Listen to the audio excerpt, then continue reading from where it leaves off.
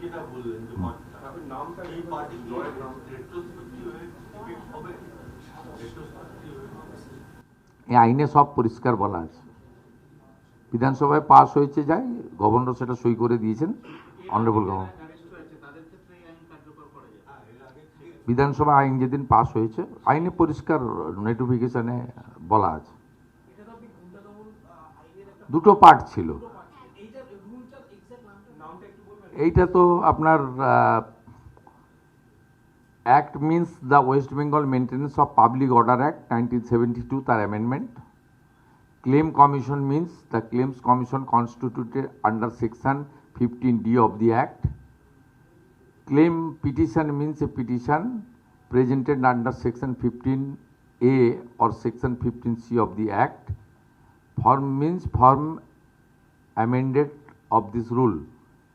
এই রুলটাই যেটা পাস করা হয়েছে, এই রুলটার নাম হচ্ছে West Bengal maintenance of public order rules 2018, তার অ্যামেন্ডমেন্ট।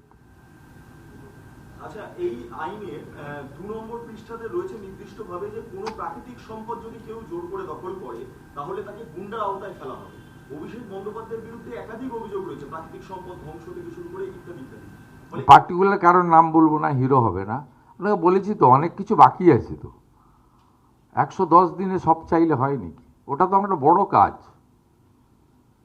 দুর্নীতিগ্রস্ত পিসি ভাইপো, তাদের দুর্নীতির একদম চূড়ান্ত পর্যায়ে মানুষ তো ভোট দিয়েছে শুধু উন্নয়ন ভাতার জন্য নয়,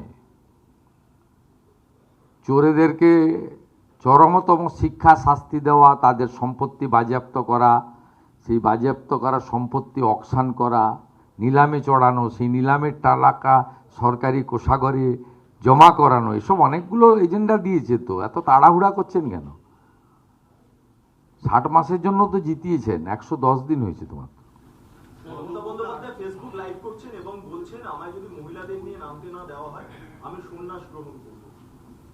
মমতা বন্দ্যোপাধ্যায় বলছেন আমায় যদি মহিলাদের নিয়ে নামতে না দেওয়া হয় আমি সন্ন্যাস গ্রহণ করব, এবং 5 ফিটে যে দুধ কাণ্ডটা যেটা ঘটেছে তার প্রেক্ষিতে বলছেন যে সংশ্লিষ্ট পরিবারের দায়িত্ব তিনি নেবেন। কি কাণ্ড ঘটেছে? 5 ফিটে যেটা অগ্নিমিত্রা পল যেটা এই করেছে, দুধের জাল দেওয়ার সময় এই ইস্যুটা, এই দুটো বিষয় নিয়ে তিনি আজকে আলোকপাত করেছেন ফেসবুক লাইভে। তো ওই মহিলাকে উনি উনার বাড়িতে রেখে দিচ্ছেন না কেন? হ্যাঁ, নিয়ে যান।